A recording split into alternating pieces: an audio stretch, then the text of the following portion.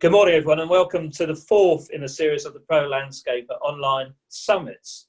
Today, we're focusing on the UK's leading landscape associations and how they've been supporting their industry and their members during this pandemic. So the panel today, we've got Phil Tremayne, who's the General Manager of the APL, Sarah Morgan, who's the Chair of the SGD, Geoff Webb, who's Chief Exec of Grounds Management Association, formerly known as the IOG, Wayne Grills, Chief Exec of BALI, and we've got representing the LI, we have Adam White, who's President, and Daniel Cook, who's the Chief Exec.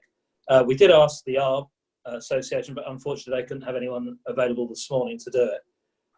What we'll do is I'll ask the panel just to do a quick introduction to themselves and talk about what they currently have been doing with their members over the last 4 or 5 weeks, however long it's been. Feels like a lot longer than that, by the way. And then how they supported their members and the action that they've taken. And then we will start with the questions and answers. Phil, do you want to kick off, talk about what the APL have done to support its members over the period of time? Yeah. Good morning. I'm Phil Tremayne. As Jim says, I'm the manager of the APL. And yeah, it's been a very difficult situation to start with when this first kicked off in March. And as Jim says, it seems like an awful lot longer than the few weeks that it's been. But I'm pleased to say, as from an association point of view, we reacted fairly quickly. As with most of the other associations, we took advice from the government straight away, and ourselves, along with the HTA, of course, we're a subgroup within the Horticultural Trades Association, have made regular contact with government and made sure that all the information that's coming out of there is updated to members, and we've supplied all the relative templates and etc. for members as well that they can use whilst this has gone on. And then, I mean, these sort of webinars, we've hosted several webinars as time's gone on with our partners like Citation to give advice through HR things and furlough schemes and the likes, but also other webinars, which I'm sure we can go on to later. Don't want to hog the mic for too long. So, Okay, so go for you, Geoff. Yeah, good morning, everybody. Yeah, we were just going full steam ahead with our plans to change from the Institute of Groundsmanship to now Grounds Management Association, with a strapline of making sport possible, which is slightly ironic when you're on total shutdown. We've taken a sharp intake of breath, just like everybody else, and we've moved from a position of everybody working partly remotely and partly in the office to remote working like everybody else. Where we've tried to really help is to get clarity on the sector that we're involved in, because we do feel that the advice being given out by government has been slightly spurious in terms of whether the work that is carried out is deemed essential where it comes to sports operatives. And one of the things we definitely notice is there are a lot of small contractors out there who this is their bread and butter this time of year, to go in and prepare from winter to summer sport, and all that work's been put on hold. But obviously we're following government guidelines and trying to give appropriate advice. So one of the things we were able to do very quickly is get a set of documents out across all the sports that we cover, to give people advice on what they can do working on a restricted basis. But I have to say, I think we're almost daily and certainly weekly picking up comments from our members and sending those straight through to DCMS in our case and Sport England, to try and get better clarity and get some opportunity for when the lockdown starts to break down a bit, that we can actually build work practices back up as quickly as possible and get sports fields and parks and recreation places back up and running as quickly as possible. Okay, Sarah? Yes, hello. Well, of course, for all of us, this is a very sad and difficult situation, and it's uncharted waters. As soon as we heard about the lockdown, we met as a council, and it was very clear that immediately people weren't really sure how to interpret those initial government guidelines. So we felt it was best to put out to our members to go directly to the government website and to follow that daily, because it was a changing water every day. There was something slightly different. Ministers themselves were trying to interpret their own recommendations. So we guided our members to the government website. The key issue for garden design is that, of course, most of our members operate very differently. Some are design build, some work from home, some work in offices with partners. We have a very widespread range of working practices. Some do their own planting, some don't. So we had a mixture of conundrums really to try and resolve, of site visits and also locations. And I think we felt that the government guidelines were quite clear. It was about personally staying safe, making sure that your working force was safe, and making sure your clients are safe. And it's about that risk assessment based process that we felt as a society we couldn't necessarily give a definitive, because all our members operate very differently, but they needed to follow the government guidelines and to do a risk assessment based process.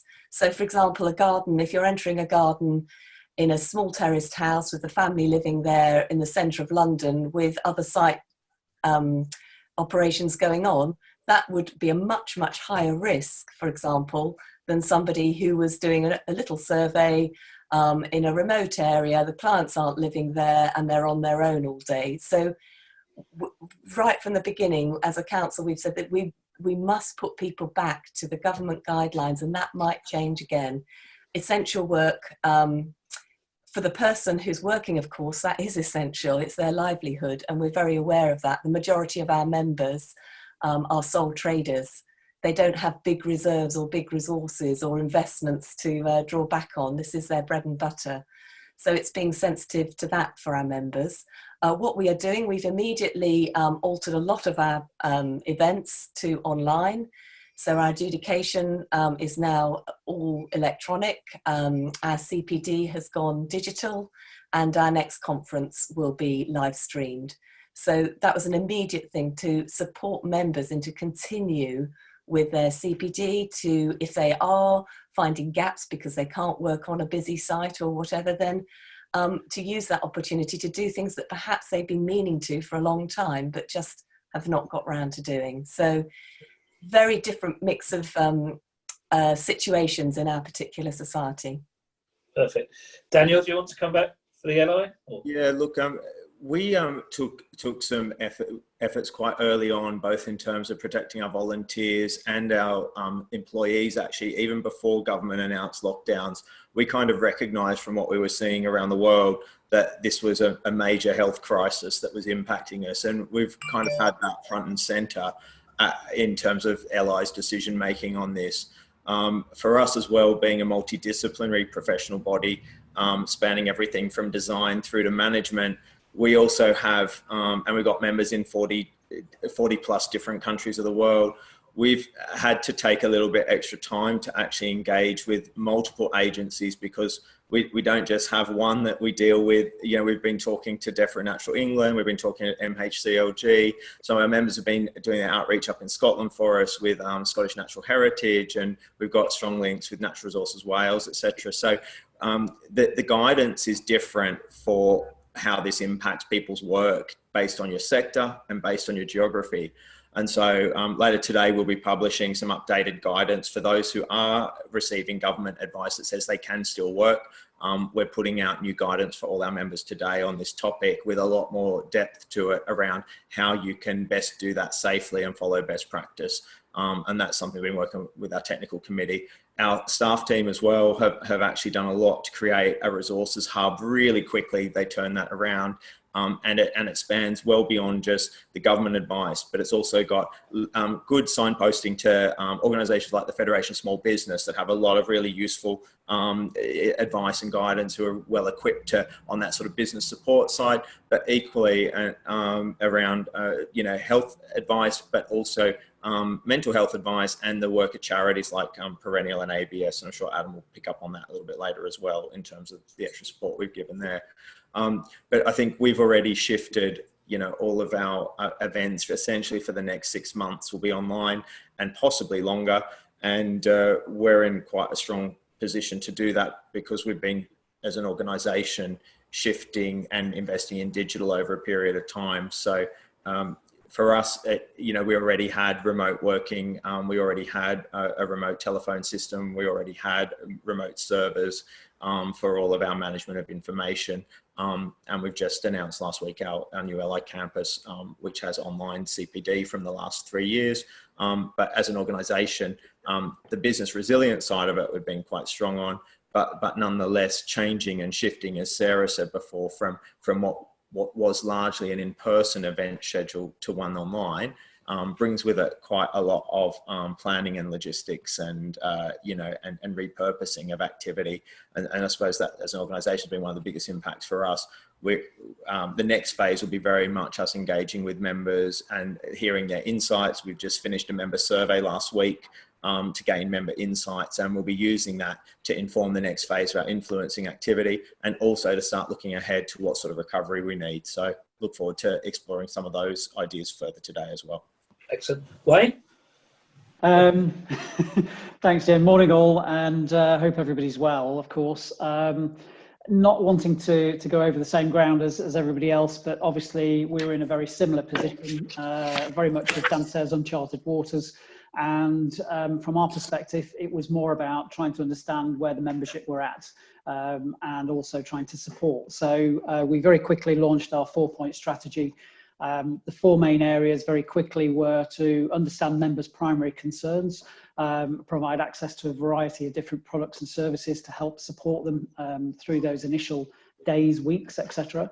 And then to ensure that all members have been receiving regular updated guidance via the dedicated weekly coronavirus e-newsletter, and obviously keeping our website completely up to date, both with our own statements, with government advice and so on as well. The third side really was about dramatically increasing the number of in-house webinars to help members. So very similar to the LI, we'd already moved down this path of being a little bit more technology savvy, as it were. And we'd already run a number of webinars, but this gave us the opportunity to increase those, obviously looking at CPD, looking at areas of COVID-19 and how we can support businesses. So we've run a good number of clinics now, BALI clinics as we've called them, looking at, if you like, the health and safety side, looking at the law aspects, looking at employment law, and we've had a range of BALI partners on those, helping and working with those. On the law side, we had Oracle solicitors working with us, and we've had Quest, our suppliers of the HR and health and safety technical support lines, etc. as well. And then the last part of the strategy was, again, to provide technical support to members by way of policy, legislation, compliance. And the latter, of course, would include complimentary service delivered through our own technical officer, Owen Baker. So that's what we've been busy delivering in the initial 3 weeks, I think, from that perspective, 3.5. And we're now looking, obviously, for what we have for the future, but I'm sure we'll come to that. Excellent. Adam, do you want to finish on anything on that? Hello everybody, welcome from Kingston upon Thames. I'm in our office, so hello to Andre in Devon, who's working from home.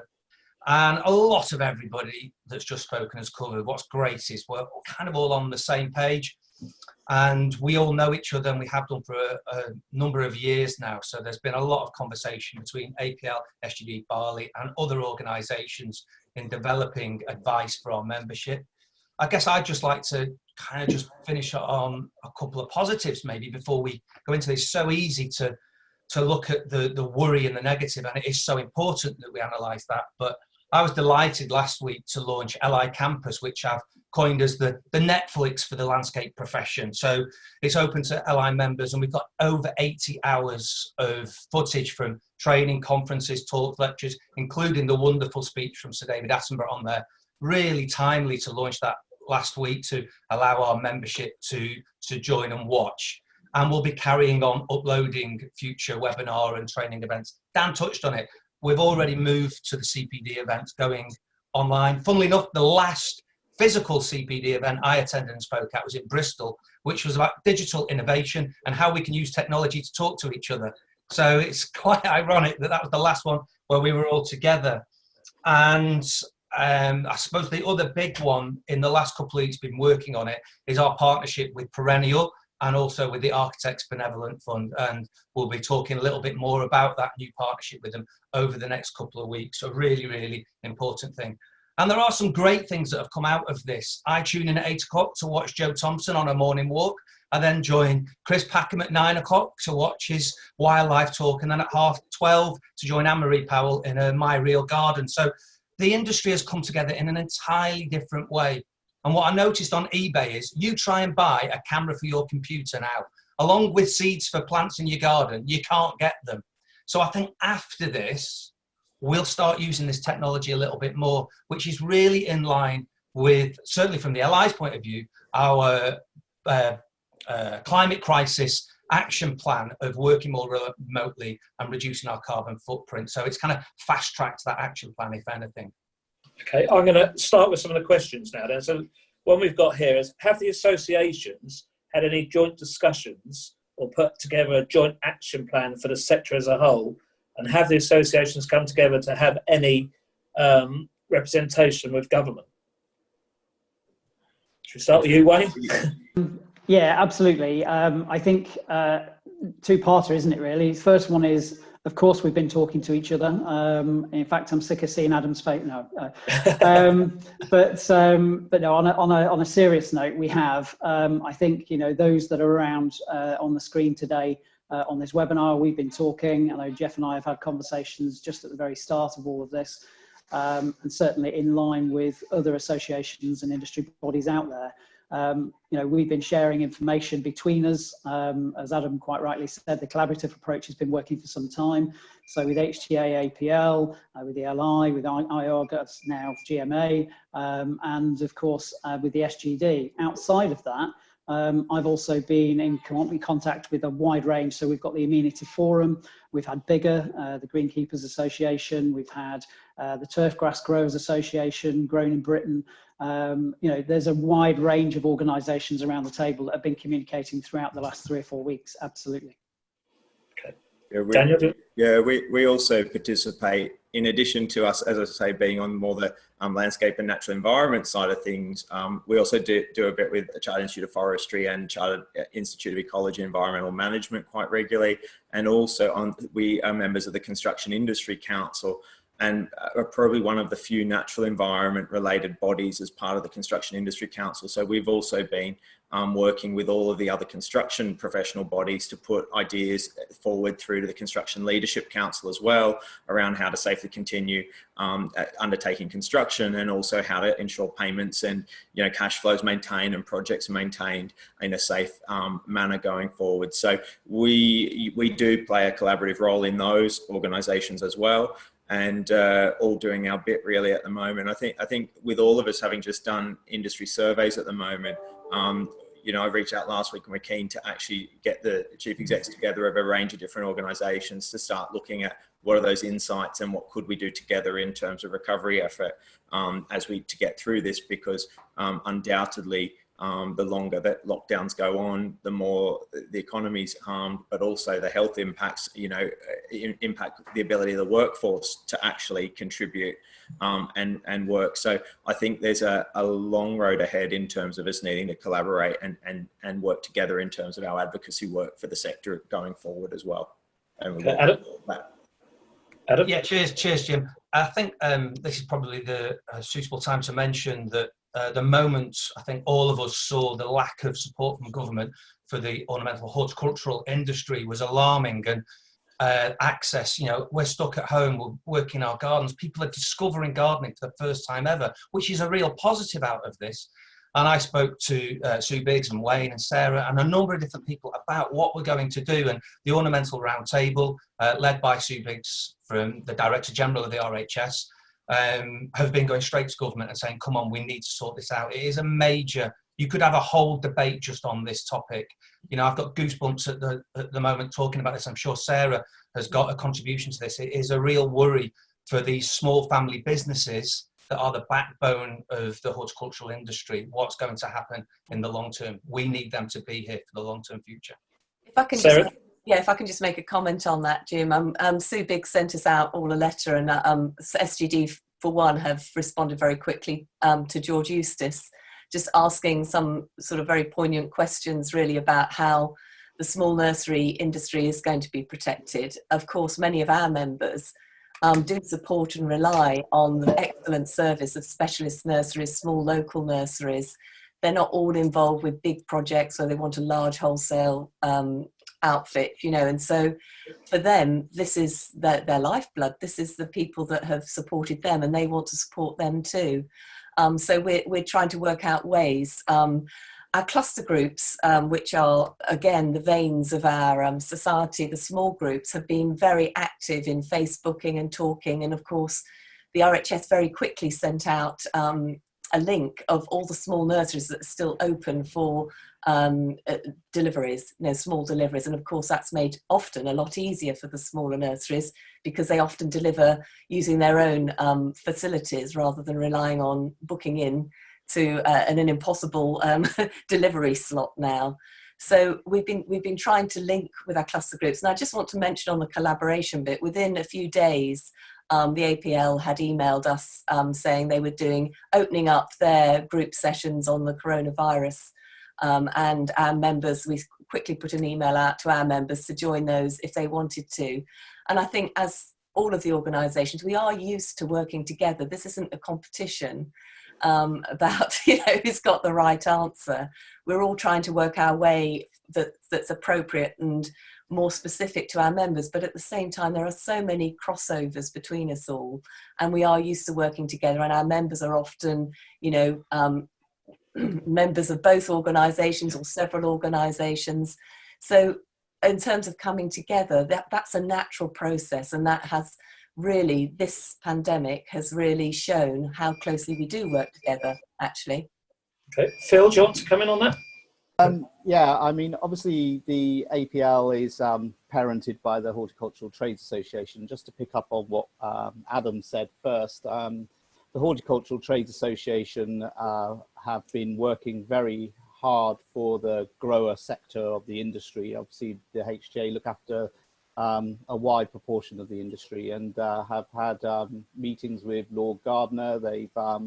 They've opened up a website called Plants Near Me that enables the public and the industry to find which nurseries are able to supply plants by whatever means, and are working very closely with the NFU as well on the sort of like financial issues that the growers are going to have, and hopefully getting some way with reimbursement for the growers with the help of government. So there's a lot of work going on behind the scenes with the HTA on that.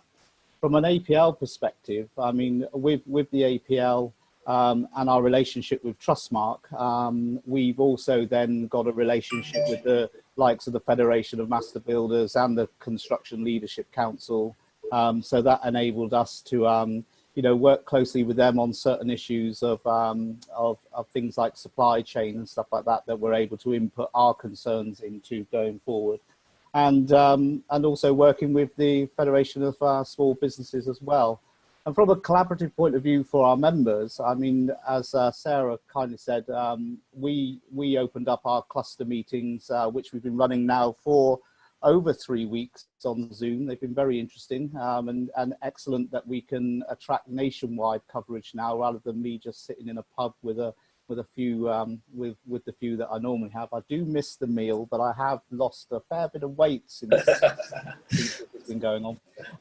But it's really interesting to be able to get that link with the whole country on the 2 or 3 evenings a week. But we also opened up all our webinars, so all the different things that we've done with citation, etc., and marketing webinars and everything are open to all, not just APL members. They're published on our cluster info Facebook page, and anyone can join them. You don't have to be a member. So yeah, I think this has really taught us a lot about collaboration and working together, and it's all for the good, really. Okay, I've got a question. One of the questions here so what the trade associations doing to let the public know that domestic design and build sector can safely conduct business as usual within the government guidelines, So actually talking to the public about what's going on and what the role is for landscaping in that.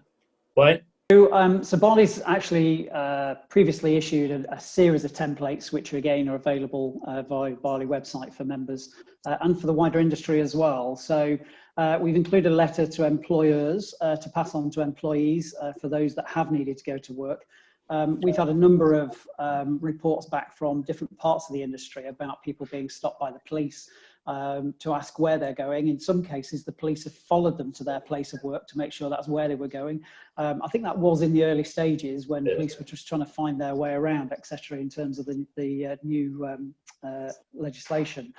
But we've also recently produced a client-facing letter designed to offer support to the member and also peace of mind for the client. So, in other words, this is how an individual company and those working on site will operate to keep both the client and also the workforce safe and neighbours, etc., and so on. So for those that have had to go to work, and we've had a good number of members that have been working throughout that are providing not frontline services like the NHS, but are providing very, very required services throughout the whole industry in terms of whether it be things like grave digging or the parks and the gardens that everybody's now talking about trying to keep open, and the local authorities need to ensure that parks are all open for people to go and visit for their daily walk, etc. All of that has to be maintained, as we've said in the past, and that's a crucial part of our industry. Many of those, of course, are also contracts, as we've discussed before many times over. Many of those will have contracts for things like waste management in those open spaces as well. So, litter collecting, bin emptying, all of those kind of things are absolutely still crucial at this moment in time. And then obviously those letters, those templates, etc., just give a little bit of a guidance and advice in terms of how that can happen and how it can happen safely, following Public Health England guidance, following the HSE guidance, which is also got to be maintained, and obviously the guidelines that BALI set in line with the Construction Leadership Council as well. So, Geoff, what guidance are you giving to your members about working? So we issued a statement about 2 weeks ago, and we're looking to update that as we go. But that was really to try and give the opportunity for everybody to make common sense decisions. So in terms of if you're a lone operator, make sure that you've got a prior commitment from the client, and look at the safe working practices all the way through. So it's completely a balancing act to make sure that if you are going to continue to work, which is the interpretation that we've been able to apply, then really you've got to follow those safe working practices. And beyond that, what we've done is, especially working through with governing bodies, because unlike Bega, where we're just dealing with one single sport, we cut across about 17 different sports. So our first week was actually gathering a lot of consensus across sports. So we worked with football, cricket, rugby union, rugby league, horse racing, bowling, and even croquet, all who were desperate for their sports to be played and carried on. But we've basically now got up on our COVID-19 pages on our website interim works guidance for all of those sports. So that was quite a massive challenge to pull that off in a week, just dealing with all the sports and getting them all on one page. But I think, like everybody else has mentioned, this is about how we deal with the interim, and then how we then plan our own exit strategy back out. And I do think that from looking at the government pages, I think Sarah said it early on, they change sometimes daily, and we would really recommend that everybody refers back to the gov.uk website, because even this week we expect some further clarity around certainly the sports sector and how that will be able to operate going forwards. But I'm sure it'll be in line with the general landscaping sector as well. Okay, there's a question that's come in regarding furlough. So if, say, landscape construction can happen and you've got your staff on furlough, what's the likelihood of the government not paying that furlough, and does that put risk on people that have furloughed their staff? Dan, I don't know if you've got any information on that. Look, I think one of the challenges with a number of the government schemes is obviously that a lot have only just opened for application this week. and many of the payments don't come through till June. So we do know that even those who use those schemes may well have some cash flow issues and may well need to use some of the government loan schemes as well to get over this period. So it's quite obviously, it's not one size fits all. It's going to be individual employers needing to make that decision. I mean, I've got to be thankful that for the bulk of the sector, and the bulk of individuals, they seem to be covered by those schemes. But we do know there's a small number, depending how they're structured, won't be able to access them. And I think that's going to be an area of attention that we need to, as this starts to impact further. Lots of people have had their jobs still continue or money in the bank for recent jobs. But I think in the next 2 to 3 month period, we're going to see more of that. And that's going to be an area that I'm particularly focused on looking at and also advocating for, what types of maybe new jobs come out of any recovery package for those people who've been most severely impacted, who haven't had that access to any of the government support schemes, particularly if people have gone out and set up businesses recently in less than 12 months past, and also anyone who's recently changed jobs. There's a number of people who may be caught by that undoubtedly will be impacted. But on a broader scale, we're quite pleased at how much of the sector is covered by those schemes. I've got to say, it was beyond probably a lot of people's expectations, and it was good that they moved so quickly to put those schemes in place. Wayne, have you had any reassurances regarding the furlough for the construction side of landscaping, that people can work that haven't for moral reasons? Those that can work, it's been a very changing landscape, pardon the pun, very much so along the way. So I think, in the early stages, as we were advising our members, was to cease trading for that initial 48 hours whilst we sought government advice. Unfortunately, that government advice, in my opinion, didn't come quick enough, but we subsequently had that, and that's changed the scenario considerably. By the way of what advice is being given. I think in terms of those, certainly I think in certainly these webinars, Jim, that you've been running, and certainly the feedback we're getting back from members now, we seem to be seeing a whole host of other people now looking at how they can bring people back to work, how can they bring them back off furlough, start them back into work again, following the government guidelines, of course, and the BALI guidelines that we pushed out to our members. At this moment in time, we're still promoting 1 person per vehicle, and that's what a wide range of our members are doing. The government advice would suggest that you can have more than 1 person in a vehicle as long as you've got the windows rolled down. Now that to me seems a little bit strange. You can work face-to-face in construction, but only for 15 minutes, apparently. There's little things like that we're suggesting. Actually, that might not necessarily be the best as it is at this moment in time. But it doesn't mean to say that people in our industry can't work, so to speak. Slightly different, of course, in Scotland, which I've been involved in, which we can come back to if you like. But certainly from that perspective, it seems that a number of organisations, as I said earlier, have been delivering services that were very much necessary. Now people are looking at how can I bring some of my maintenance teams back.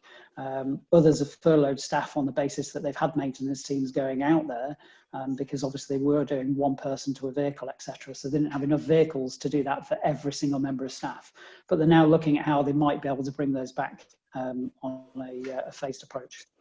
Okay, Dan mentioned some of the government loan schemes. I don't know if any of the associations have helped any of their members look at the schemes that are relevant and how to apply for them. Sarah, I don't know if you've done anything. Well, very, very early on, as we are partners and have been for some time, partners with Perennial, very early on they emailed us to say we're open for business. We don't know what the uptake will be, but if any of your members at all are struggling to negotiate or to navigate around the government website, which I have to say the government website is very clear. I've been on it myself, and it is very clear.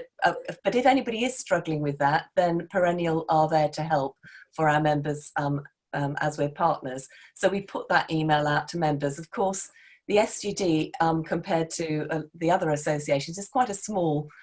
We have a part-time chief operation officer who is doing a fantastic job, and 2 members in our secretariat who are sitting at home working from home. So to have that perennial support at this time is brilliant. So some of our members have been contacting them. In terms of, we've been in contact, however, with the government to get more clarification. But the majority of our members are sole traders, so it will be the self-employment scheme. And that's quite a difficult one, because I suspect that a lot of the financial impact will probably come in about 6 months to a year for our members as inquiries start to dwindle. What we are doing is we've put on the front page of our website for clients who are looking for help with design, very clearly that our members are still operational, and to contact them individually. How each individual member wants to, registered member wants to actually go about that is up to them, whether they're doing it electronically, consultations, have they got underlying health issues themselves, has the client got how they go about that is will be project by project. But we still are encouraging clients to apply for garden design, and of course they're sitting in their gardens looking at now something that perhaps they've neglected or not spotted.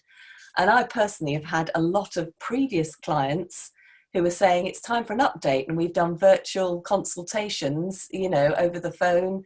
They've sent me photos, we've discussed it. So there's a lot of diversification that can be going on at the moment as well, in terms of online instruction to clients, and particularly in the design business, of course, we're fortunate in being able to have meetings with our clients. Okay, Geoff, what about you then? For some of those smaller contractors, have you looked at the government loan schemes and help people through the process?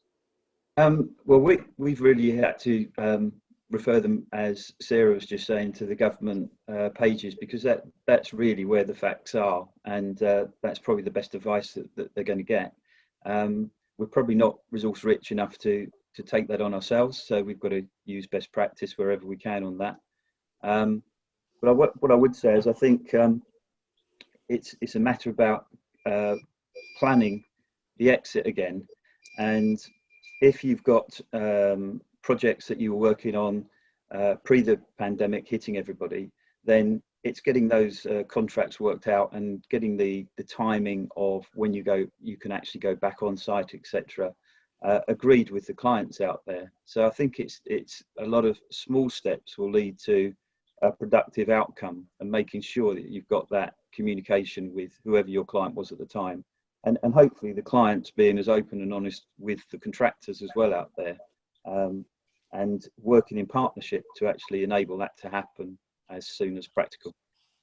Okay, so Dan, the answer on the whether any of your members have had, or you support any of your members in filling out those government loan schemes, is the first part of the question. And the second part is that there was a question here that says in the AJ magazine that the REBA members of architects are predicting a real slowdown in their pipelines and work coming forward.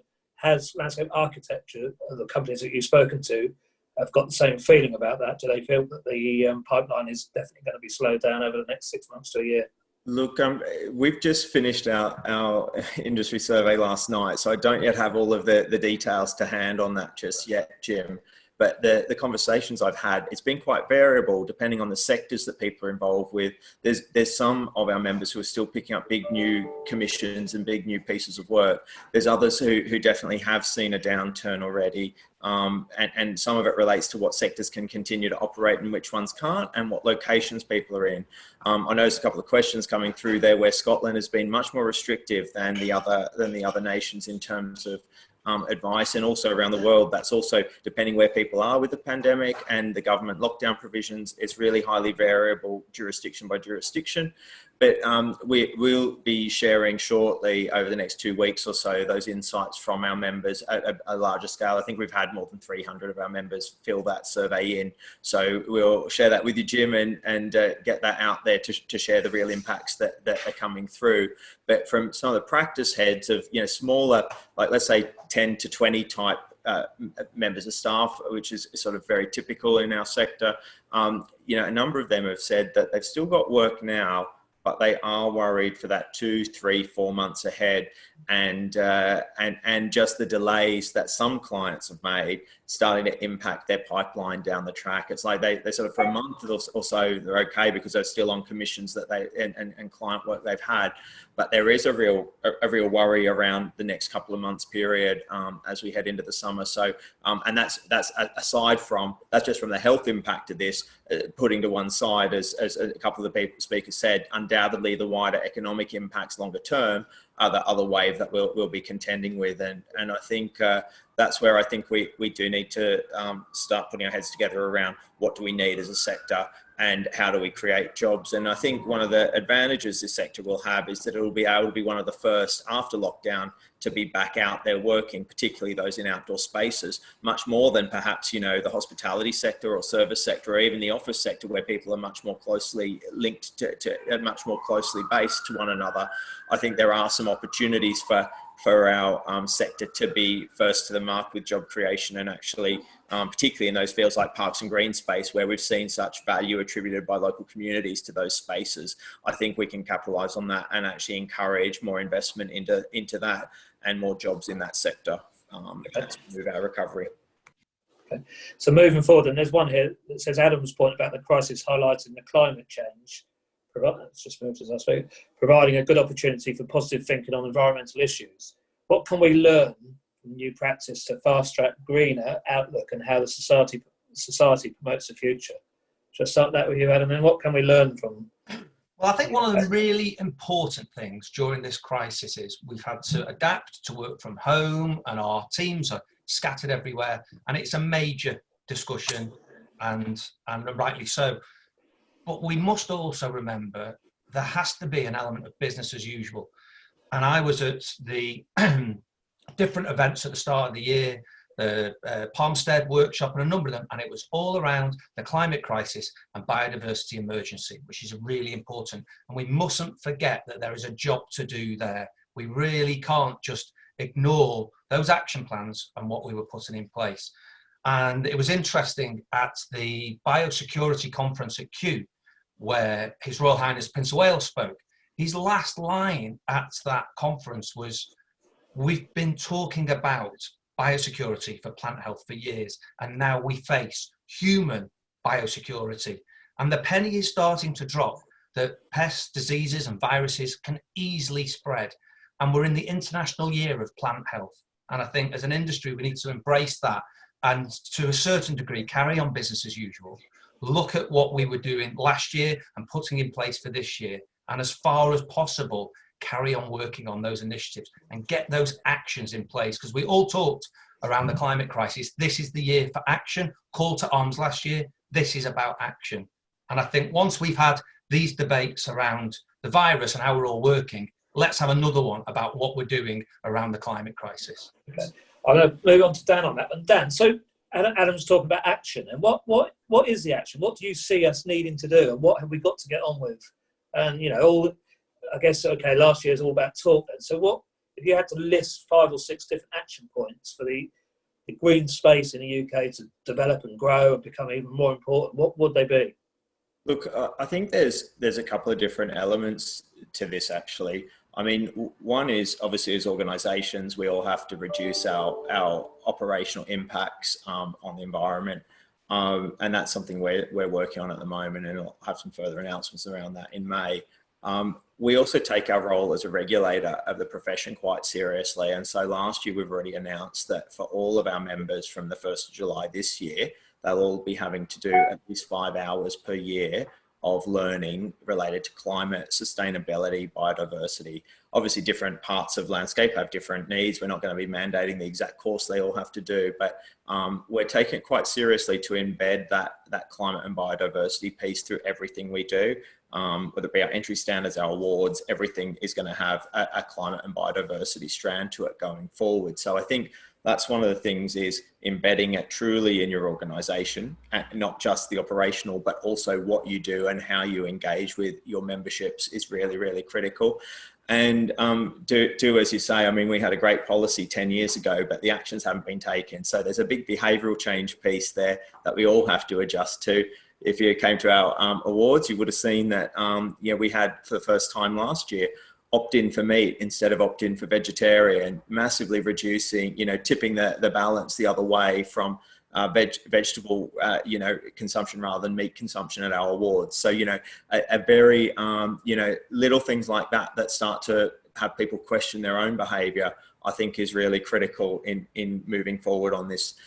Because organisations, when I was at RICS more than 10 years ago, all the organisations back before 2010 were doing a lot on climate change policy, energy performance of buildings and all, and then it slipped off the radar. So I think in this next decade, we have to look at those high consuming sectors of energy, whether it be buildings and transport in particular, and look at how we engage with those sectors better.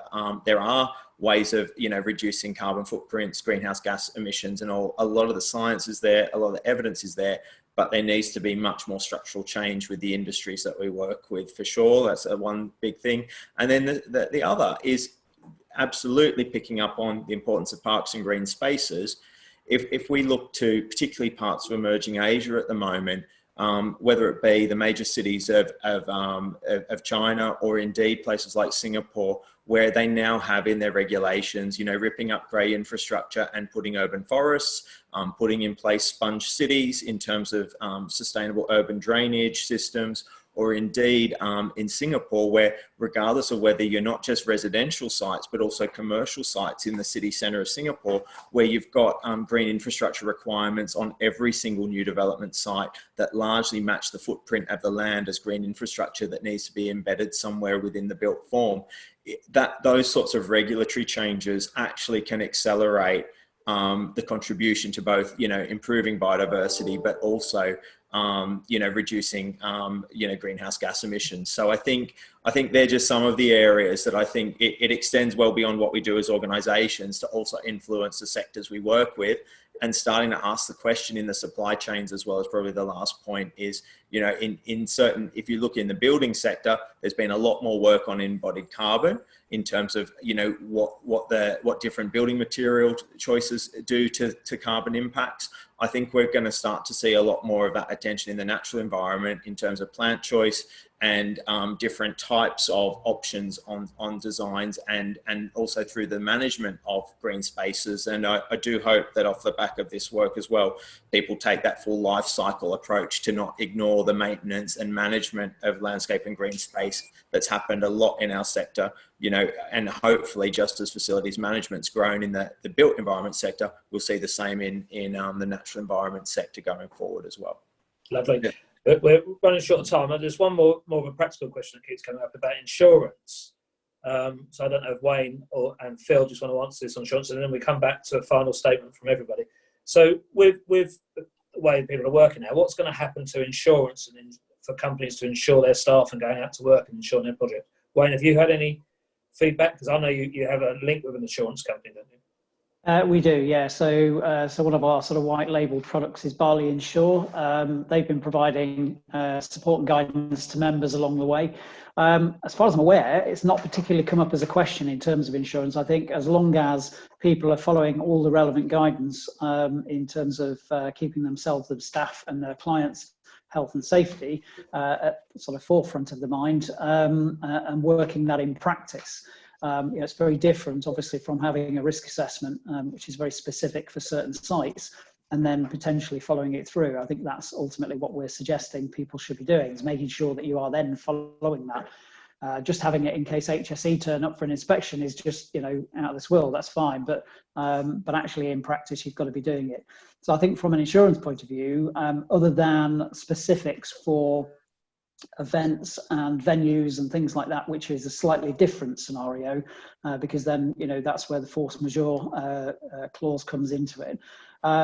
But I think for general works, people going out, insurance is insurance, and that is making sure that they're doing everything that they need to do to keep their workforce safe. Okay, Phil. No, it's very much the same as Wayne said. It's we have a similar thing, HTA Insurance Services.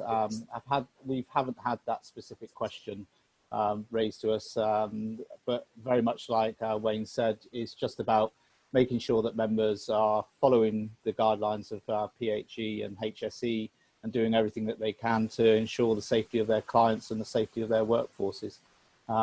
We I can certainly ask the question though, and get back to people if they want to know. Okay, I'll wait forward to people that have asked questions onto you both, so you can answer that. So that's it. I'm going to go around one by one now. So the final sort of statement, we've got 200 people listening, you know, a bit of positiveness about what the association are going to do, and how as an industry maybe we can all work together and make sure that we maximise opportunities that we get. So should we start with you, Sarah, as your final statement? Yes, I think this pandemic has really brought very visually and tragically in many people's circumstances, personal circumstances, to the fore how much perhaps as a society we've become very independent in our operations. And one good thing is it's drawn us together more in communities, but also in an appreciation of our environment and what's around us. And as a society, of course, we've been championing and escalating the thoughts that we really do have to care, not just as a society, but as all our professional organisations, about the health and the environment and the world that we're living in. And part of that is what we contribute as a profession. Now, if there's one good thing that comes out of this in a positive promotional element for all of our associations, is how much our trained, professional, skilled members can contribute to the recovery period of this nation. And that's something we will be promoting very positively with our PR and putting out there, promoting our members who are qualified to do so. What we don't want to do is to have all the positives sort of hijacked by it all being watered down. The skills, the training, the support to the colleges to upskill people, these are all sorts of things that could come out of it in a very positive way. And I'm very keen as a society that we pull together with the other associations to really keep going with government and the ministers, etc., to look for the very positive funding towards colleges. Horticulture will be championed again as a skill worth having. You know, this is something that we need to work together, and the construction industry, the value of good construction, sensitive construction, qualified contractors, you know, these things as organisations, I think we can work together very clearly about, and our members will benefit. Our members will benefit because they are the ones that, you know, as a society we can signpost to and say these are the professionals they have trained, and they are the ones who are going to really positively help for the recovery period. Lovely. Geoff, final word? Yeah, similar to everybody else, I think there is a really good opportunity. I mean, I think one of the things we're finding, especially as we work through the various sports bodies, and I'll take football as the prime example, is that grass has suddenly become fashionable again because everybody values that outdoor space and the feeling of recreation that it gives you. So we've been working for a number of years now with both the England and Wales Cricket Board and the FA and the Football Foundation. And we've studied over 4,000 pitches in the last 3 years.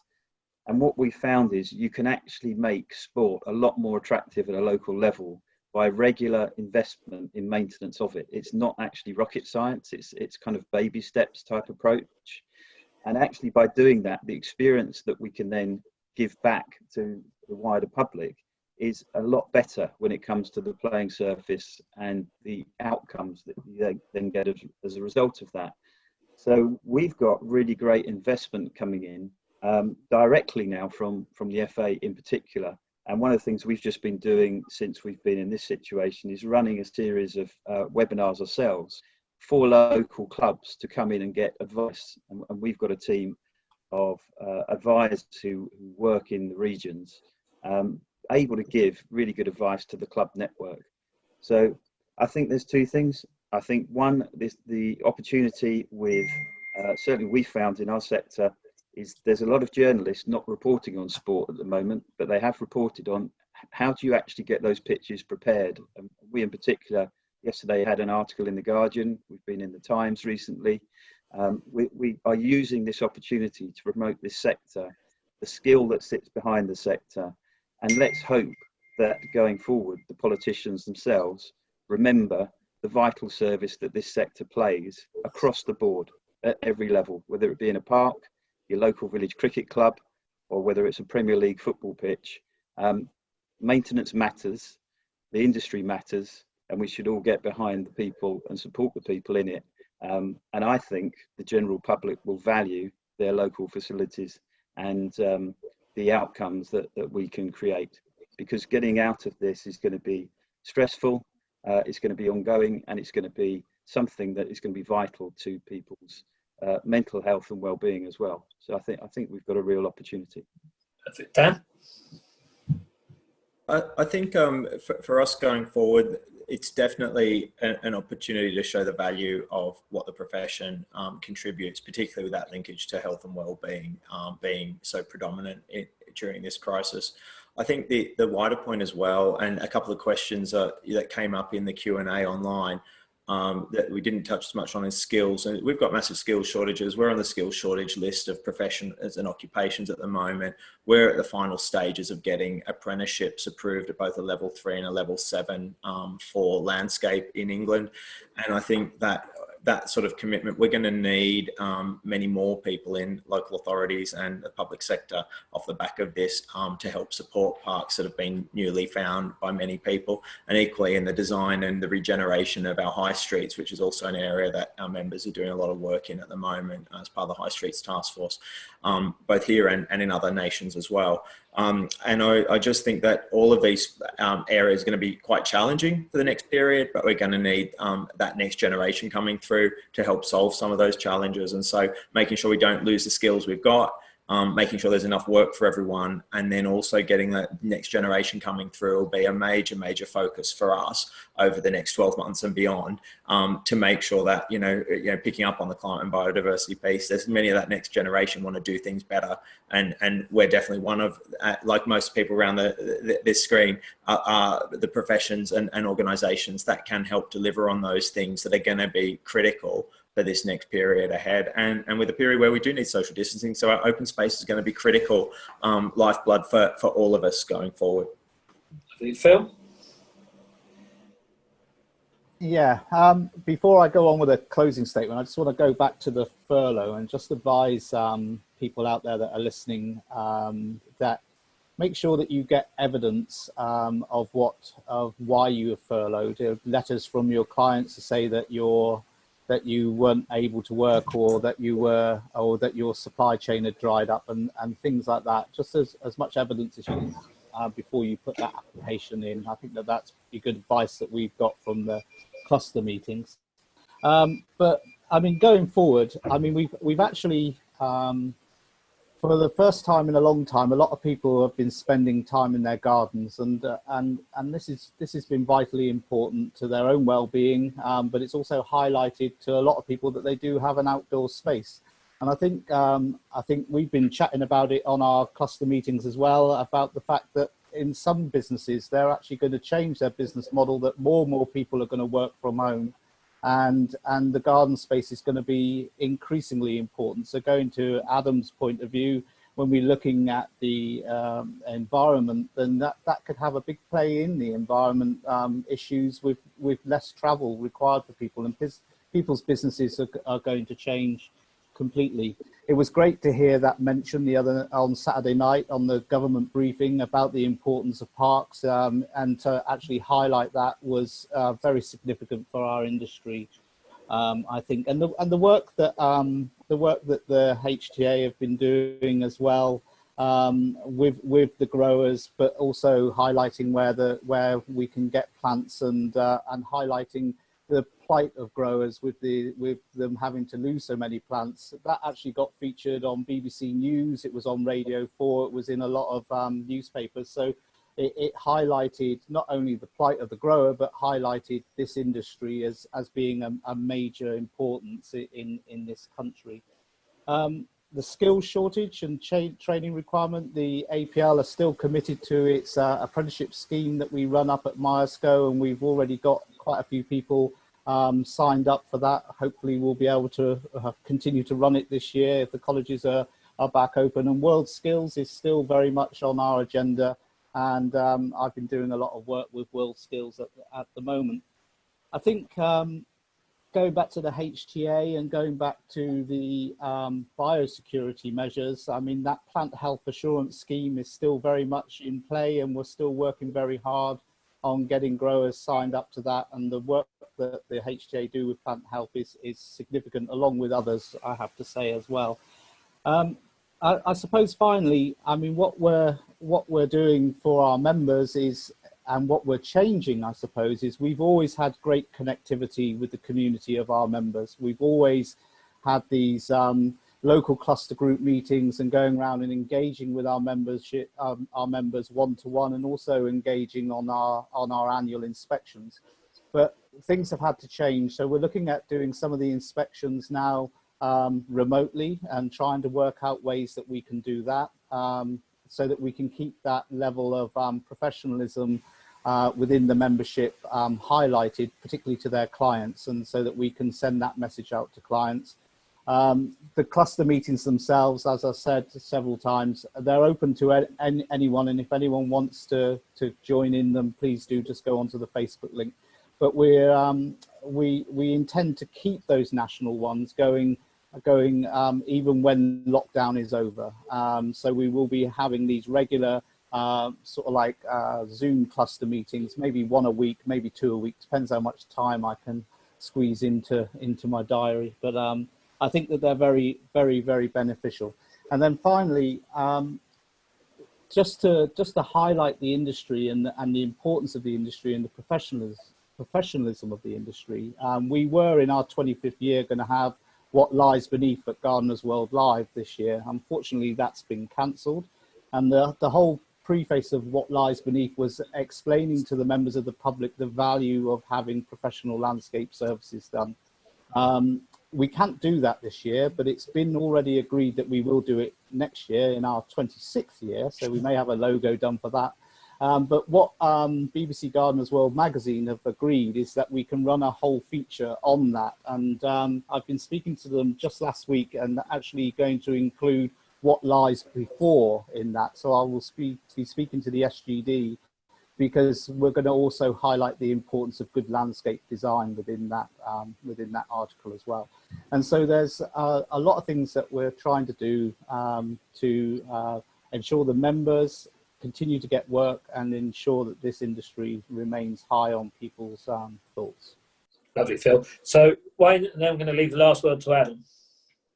Okay, thanks. I think for us moving forward, it's now about introducing a new strategy for BALI and its members, about mobilising the industry again as we come out of lockdown.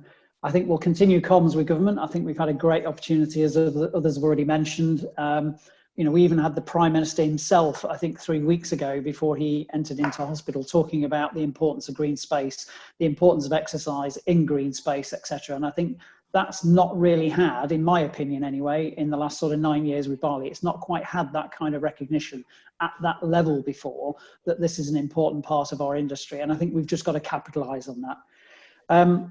Continuing the collaboration, obviously, I think that's obviously been a theme for today, and I think it's happened for probably the last 4 or 5 years, if not longer, and it's probably more prevalent now than it has been ever before. As BALI, we're continuing our one-to-one calls with members, keeping in touch with them, finding out what's happening within their business, how they are, looking at the services and support that we provide and signposting them to those. The use of, we've heard about perennial, the use of perennial where things are not so good as well. But also, for me, it's about carrying on marketing your company. It's about using that promotion now, ready to start gaining business the other side. You know, queries over whether commercial and or domestic work will pick up first. I think, you know, there's probably a bit of both if you went into the discussion. On the skills side, Go Landscape continues its work with Steve Entel, our education officer. He's now working on online careers advice and support for online careers events that are now taking place. So that seems to be moving online as well. And then developing this new strategy about how we take businesses out the other side. We're using Nick Ruddle, who's a very well-known business mentor, who's going to run a webinar on the back of that for us, for members as well, in terms of what do we need to do to get out of this situation that we're in. And then for me, just to reiterate the point that we've heard before, it's about working with the supply chain and talking to the supply chain. And in John Melmo's words, don't pass that pain down the line. I think that's very, very important. Lastly, stay safe, stay positive, and work on your mental health as well as your physical health, and get out there and do some gardening as well. Lovely. Adam, over to you then. Very good, that wasn't it, Wayne? Yeah, well, 2 months ago, if you'd asked me what Zoom was, I would never have had a clue. I think we all now know what Zoom is. So changing working practice is this opportunity to communicate, and we've all been trained up on how to use it. So I think we're going to see that in the future. We're going to get a new generation of children in the next 9 months, the Zoomer generation, or whatever you're going to call it. And we want those children to grow up and look back and think that this was something that we collaborated and worked together. So a few people have mentioned it, the essential mental health well-being of green spaces. That hour outside when you're going for your walk has never been more important. Everybody needs to get their nature fix, their vitamin N dose. We know it. And I think what I've been really impressed with, the road that I live on and work on, the community spirit, the neighbours that are talking to each other, the 8 o'clock round of applause, and now we're all talking to each other at a social distance is really, really special. And I think that's something that won't go away after this. I'm very optimistic. There's lots of different people promoting hashtag sunflower challenge. Let's all grow sunflowers in our front gardens and let's bring some happiness. There you go. There's my little office one doing its job. There's loads of people giving away free seeds. I think if we all encourage our neighbours and friends to grow a sunflower is a really sort of nice story to go with this, to look back on. We all need those feel-good stories. I think one of the highlights, one of the great things I saw after poor Chelsea being cancelled this year, the designers, the team at the RHS, the growers, the suppliers, contractors, the work that goes into those shows is immense. Delighted to see the BBC are going to run a series of programmes throughout Chelsea Week, looking back into their archive. Folks at home can vote for their People's Choice, their favourite garden for the last 10 years. I think that's something positive that we can all get involved in. And tomorrow, if you're sat around and wondering what to do at 11 o'clock, the Landscape Institute, Dan and I, Jane, Romy and Carolyn, they're the new body of the Institute taking over from me when I step down as president. We're running a webinar tomorrow, open to everybody, free, an hour to talk about what we're talking about, the apprenticeships Dan mentioned. And we're talking about our new online CPD training program. Later in the year, we'll be running one on resilient planting design. Hear a little bit more about that. And of course, LI Campus, the online platform, which is the Netflix for the landscape profession. So tune in from 11 o'clock. If you're not sure where the link is, find us on Twitter and grab it there. But yeah, stay safe, stay healthy, talk to your neighbours and look after yourselves. That's my final message. Thank you, Adam. Please me to say thank you very much to the panellists. Sorry to the people that we couldn't get the questions answered, but we will send those off to the panellists to answer back if they don't mind. Again, reiterate everyone, let's stay safe, let's look after each other and let's work together as a big community. Thank you all very much. Thank you. Thanks, Jim. Thanks.